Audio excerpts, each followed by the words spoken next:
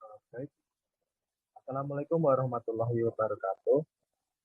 Di sini kami dari kelompok 5 akan menjelaskan materi atau mempresentasikan materi yaitu diesel engine atau mesin diesel.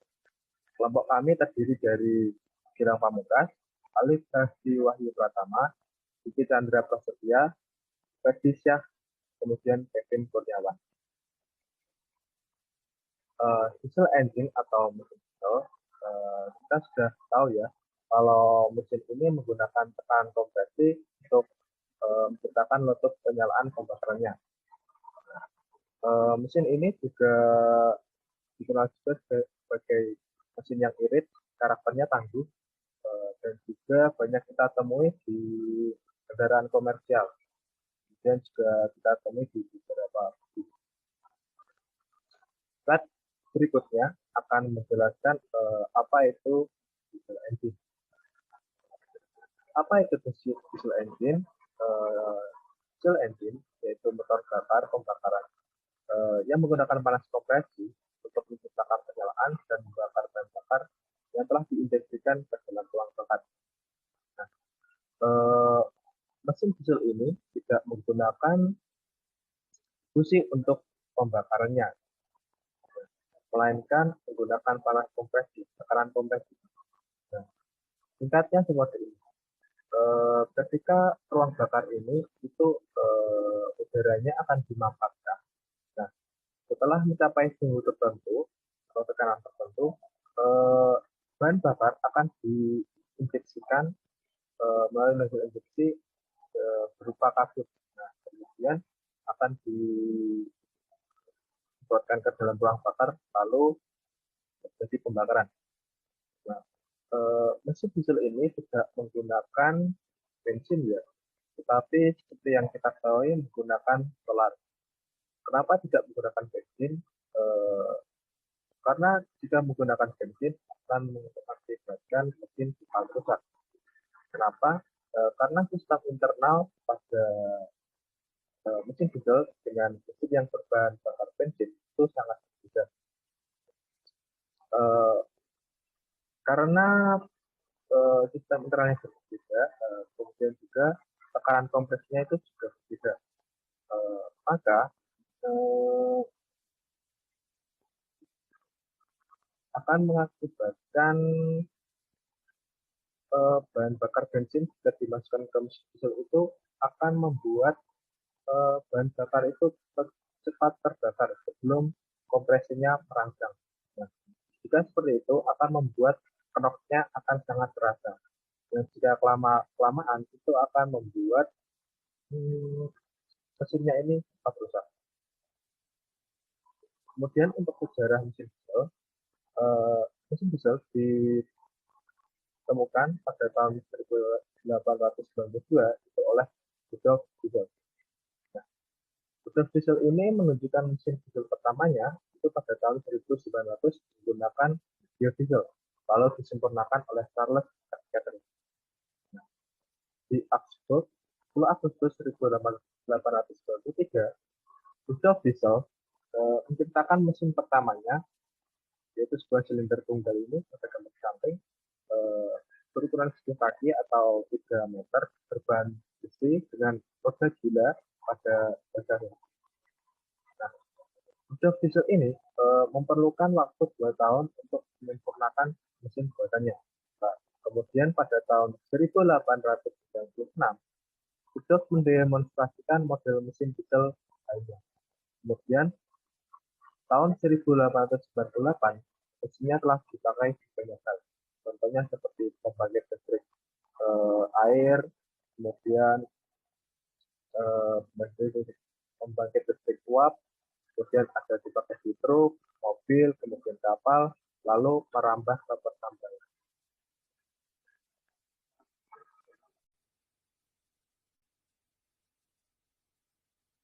Bagian-bagian dari mesin silinder. Bagian-bagian dari mesin silinder yang pertama adalah kepala silinder atau silinder head. Bahan dari silinder head ini dibuat dari paduan baja tuang yang memiliki kegunaan untuk menutup blok motor bagian atas di mana antara kepala silinder dengan blok motor dapat dipisahkan. Konstruksi kepala silinder yang pertama terdapat lubang-lubang untuk saluran air pendingin mesin. Lalu yang kedua terdapat ruang rongga untuk ruang pembakaran. Yang ketiga terdapat lubang-lubang untuk tempat kedudukan nozzle penggabut atau injector nozzle. Yang keempat terdapat lubang-lubang untuk tempat kedudukan katup masuk dan katup buang, serta mekanis katup lainnya. Lalu yang berikutnya terdapat lubang-lubang untuk kedudukan baut pengikat mesin. Dan yang terakhir, tempat kedudukan kaitan pengangkat mesin. Lalu untuk bagian yang kedua, terdapat blok motor dan silinder. Blok motor adalah bahan terbuat dari batuan baja tuang yang memiliki kegunaan sebagai tempat bersirkulasi saluran air pendingin. Lalu yang kedua sebagai tempat duduknya poros engkol. Yang ketiga sebagai tempat duduknya peralatan mekanik katup. Dan yang terakhir, blok motor disatukan dengan silinder yang mana fungsi silinder sebagai tempat bergeraknya piston. Untuk bagian ketiga, ada bagian kartel motor atau oil pan. Oil pan adalah bagian dari motor yang mendukung dan menutup bagian dari poros engkol dari mesin tersebut, memiliki kegunaan sebagai tempat minyak pelumas. Lalu pada kartel dilengkapi dengan pelapis backing yang terbuat dari gabus. Lalu untuk bagian keempat terdapat manifold. Manifold pada mesin motor diesel terbagi menjadi dua macam. Yang pertama manifold masuk dan manifold buang. Konstruksi dari manifold ini yang pertama dihubungkan menjadi satu antara manifold masuk dan manifold buang dan ada yang terpisah. Lalu yang kedua, manifold masuk terdapat saringan udara dan berhubungan pada venturi control untuk mesin diesel yang berjenis pompa penekan bahan bakarnya tipe kevakuman udara. Lalu yang berikutnya, terdapat manifold buang yang berhubungan dengan pipa pembuangan gas bekas. Dan yang terakhir, manifold masuk dan buang diletakkan pada blok motor dengan pelapis dari tembaga dan asbes supaya tidak bocor. Lalu untuk bagian kelima, terdapat ruang bakar. Ruang bakar, di dalam ruang bakar ini, bahan bakar diinjeksikan dari nozzle, lalu dibakar oleh panas dari kompresi. Tipe ruang bakar pada motor diesel dibagi dalam beberapa tipe. Yang pertama, model ruang bakar langsung atau direct combustion. Lalu untuk model yang kedua, terdapat model ruang bakar tambahan atau auxiliary combustion chamber. Untuk model ruang bakar tambahan, dibagi lagi menjadi 3 bagian, yaitu model ruang bakar muka, model ruang bakar pusar, dan model ruang bakar sel udara. Untuk model ruang bakar langsung atau direct combustion chamber, memiliki injektor langsung diletakkan di bagian kepala silinder, dan bahan bakar akan diinjeksikan secara langsung di dalam ruang bakar. Lalu, untuk model yang kedua, model ruang bakar tambahan atau auxiliary combustion chamber.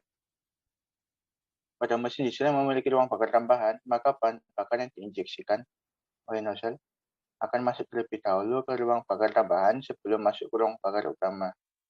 Untuk model ruang bakar muka atau pre-combustion chamber, pada model ruang bakar tipe muka ini, bahan bakar akan diinjeksikan terlebih dahulu ke ruang bakar muka oleh nozzle injektor.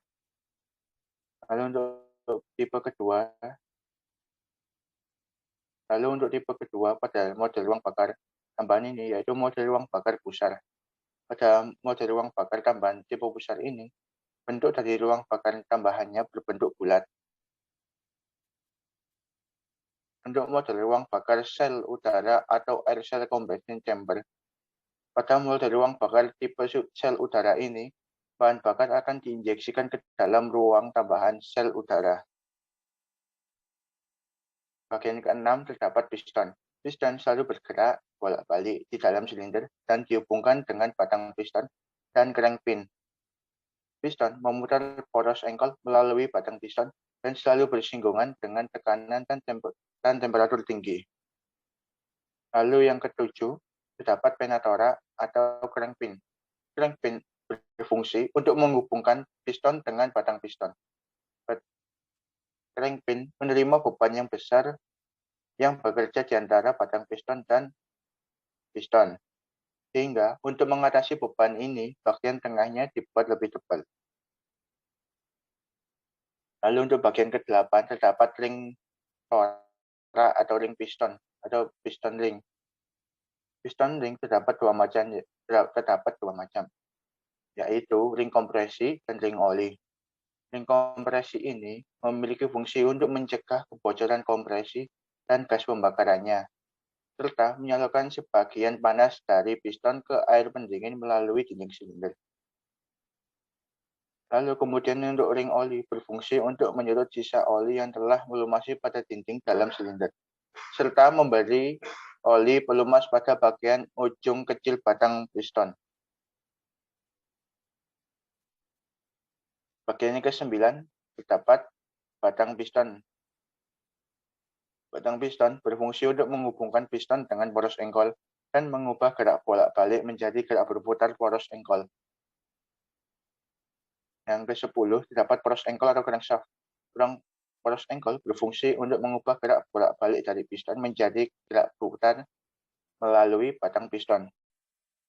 Poros engkol terdiri dari pena engkol, tuner engkol, dan lengan engkol yang ditempa dari baja karbon atau baja khusus. Yang ke-11 terdapat bantalan jurnal. Bantalan jurnal umumnya dari metal yang terdiri bagian atas dengan bahan helmet metal dan bagian belakang dibuat dari bahan baja lunak. Pada bantalan jurnal dibuat lubang dan alur oli untuk saluran oli dari blok silinder. Lalu yang ke-12 terdapat roda penerus atau flywheel. Roda penerus berfungsi untuk meratakan putaran poros engkol yang berubah-ubah akibat pembakaran pada tiap satu kali putaran poros engkol pada motor 2 tak, atau pada tiap kali putaran poros engkol pada motor 4 tak. Lalu untuk bagian ke-13 terdapat flap atau valve. Flap berfungsi untuk memasukkan udara dan membuang gas hasil pembakaran dengan cara membuka dan menutup flap pada saat yang tepat. Untuk bagian ke-14 terdapat poros knock atau camshaft. Poros knock mempunyai satu knock untuk isap dan satu knock untuk buang pada silinder. Bentuk knock dibuat seperti elips atau telur untuk meningkatkan efisiensi dan agar putaran motor tenang. Lalu yang berikutnya terdapat gigi timing atau timing gear. Gigi timing berfungsi untuk melaksanakan saat yang tepat penginjeksian, bahan bakar dan pembukaan serta penutupan klep. Bagian ke-16 terdapat governor atau pengatur.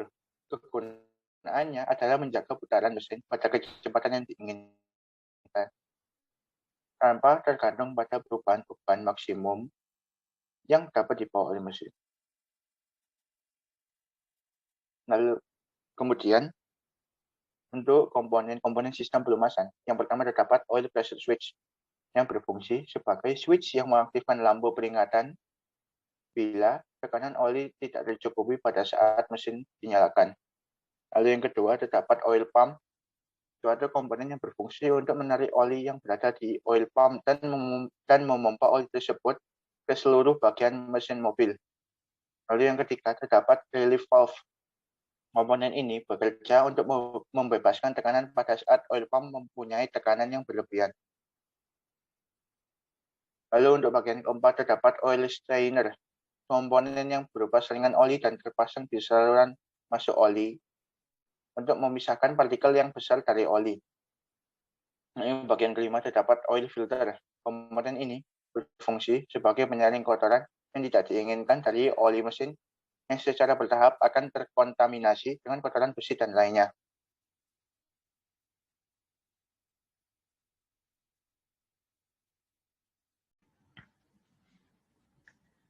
Baik, di sini selanjutnya kita akan menjelaskan tentang prinsip kerja mesin diesel. Prinsip kerja motor diesel adalah merubah energi kimia menjadi energi mekanis. Energi kimia didapatkan melalui proses reaksi kimia atau pembakaran dari bahan bakar solar dan oxidizer atau udara di dalam silinder ruang bakar. Pada motor diesel, ruang bakarnya bisa terdiri dari satu atau lebih, tergantung pada penggunaannya, dan dalam satu silinder dapat terdiri dari satu atau dua torak. Pada umumnya, dalam satu silinder motor diesel hanya memiliki satu torak. Kemudian, tekanan gas hasil pembakaran bahan bakar dan udara akan mendorong torak yang dihubungkan dengan poros engkol menggunakan batang torak, sehingga torak dapat bergerak bolak-balik, atau yang bisa kita sebut biasanya itu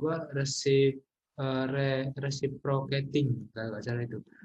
Kemudian gerak bolak-balik torak akan diubah menjadi gerak rotasi oleh poros engkol crankshaft, dan sebaliknya gerak rotasi poros engkol juga diubah menjadi gerak bolak-balik torak pada langkah kompresi. Kemudian bisa dilihat gambar, yaitu pembakaran yang berupa ledakan akan menghasilkan panas mendadak naik dan tekanan menjadi tinggi di dalam ruang bakar. Kemudian tekanan itu akan mendorong piston ke bawah dan berlanjut dengan poros engkol putar. Kemudian sesuai dengan gerakan piston, untuk mendapatkan satu kali proses tersebut, maka mesin diesel dapat dibagi dalam dua macam, yaitu mesin diesel 4 langkah atau 4 tak, dan mesin diesel 2 langkah atau 2 tak. Kemudian bisa kita lihat gambar berikut ini. Ini adalah mesin diesel 4 langkah, yaitu mesin diesel di mana setiap satu kali proses usaha terjadi 4 kali langkah piston atau 2 kali putaran poros engkol. Kemudian kita lihat yang kanan ini, yaitu mesin diesel 2 langkah, yaitu mesin diesel di mana setiap satu kali proses usaha terjadi 2 kali langkah piston atau 1 kali putaran poros engkol. Kemudian berikut yaitu mesin diesel 4 langkah, yaitu bisa kita lihat memiliki 4 langkah, yaitu hisap, kompresi, usaha, dan yang terakhir buang. Jadi kita akan membahas satu persatu, yaitu yang pertama langkah hisap. Langkah hisap yaitu piston bergerak dari TMA ke TMB, titik mati atas ke titik mati bawah, yaitu ketika katup hisap terbuka dan katup buang tertutup. Karena piston bergerak ke bawah, maka tekanan di dalam silinder itu akan menjadi vakum di bawah 1 atmosfer, sehingga udara murni masuk ke dalam silinder. Kemudian yang kedua yaitu langkah kompresi. Langkah kompresi ini piston bergerak dari TMB ke TMA, kebalikan dari yang pertama tadi, yaitu yang kedua langkah kompresi, yaitu jika katup hisap tertutup dan katup buang tertutup, udara di dalam silinder didorong atau ditekan sehingga timbul panas dan tekanannya itu akan tinggi. Kemudian akhir kompresi bahan bakar itu akan dikabutkan atau disemprotkan dengan tekanan yang sangat tinggi melalui lubang yang sangat kecil. Dan itu kalau menyemprotkan itu sangat kencang gitu. Sangat memiliki tekanan yang sangat tinggi. Kemudian sehingga itu akan terjadi pembakaran atau berupa ledakan. Oke, kemudian yaitu yang ketiga, langkah usaha. Langkah usaha ini pembakaran yang terjadi tadi itu akan menghasilkan tekanan yang tinggi dalam ruang bakar. Kemudian tekanan ini akan mendorong piston dari titik mati atas menuju titik mati bawah dan melakukan usaha untuk pembakaran tersebut. Kemudian langkah buang atau langkah terakhir yaitu akhir langkah usaha katup buang terbuka, sehingga gas buang keluar akan keluar melalui katup tersebut karena didorong oleh piston yang bergerak dari titik mati bawah ini menuju titik mati atas. Nah, itulah langkah yang terakhir, yaitu langkah pembuangan. Jadi untuk mesin diesel 4 langkah atau 4 tak itu yaitu memiliki 4 langkah. Yang pertama yaitu hisap, kompresi, usaha, dan buang. Kemudian selanjutnya kita akan membahas tentang mesin diesel 2 langkah atau 2 tak. Untuk mesin diesel 2 langkah ini, langkah yang pertama yaitu langkah pengisian dan kompresi. Pada langkah ini pengisian dan kompresi itu piston akan bergerak dari TMB menuju TMA. Kemudian udara pengisian akan masuk melalui lubang hisap dan kemudian akan disusul dengan kompresi. Kemudian akhir dari kompresi bahan bakar, kemudian itu akan diinjeksikan ke ruang bakar sehingga terjadi pembakaran.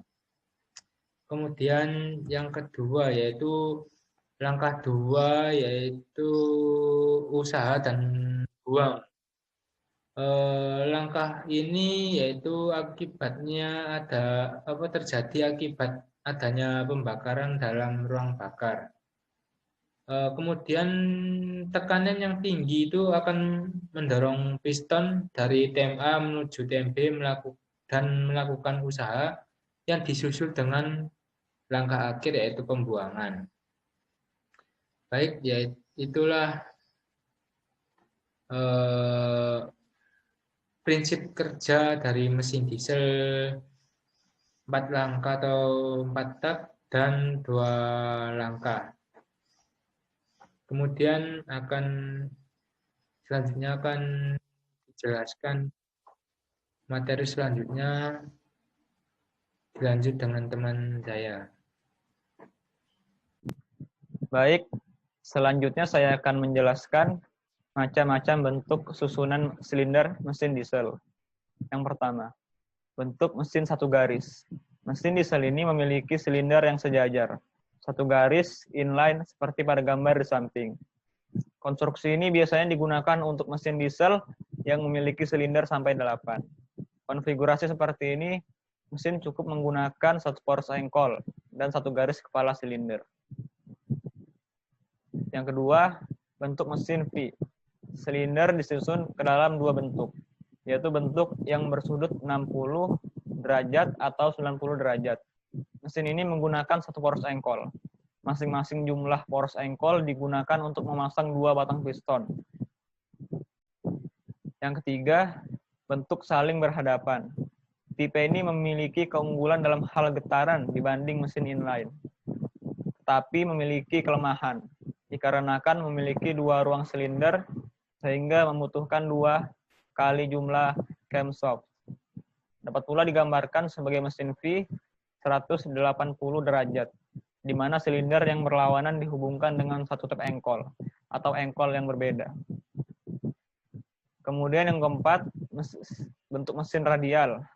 Mesin ini adalah konfigurasi mesin pembakaran dalam, di mana silinder mengarah keluar dari titik pusat poros engkol, seperti halnya ruji pada sebuah roda.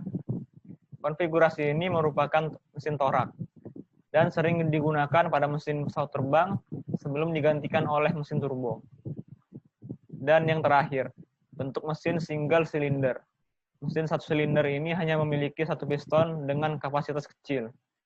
Untuk menghidupkan mesin ini dapat menggunakan electric starter dan yang tidak electric starter dengan menggunakan tali untuk memutar flywheel. Biasanya mesin ini digunakan untuk suatu pekerjaan yang ringan. Terima kasih. Mungkin sekian dari kelompok kami, kurang lebihnya mohon dimaafkan. Semoga bermanfaat. Wassalamualaikum warahmatullahi wabarakatuh.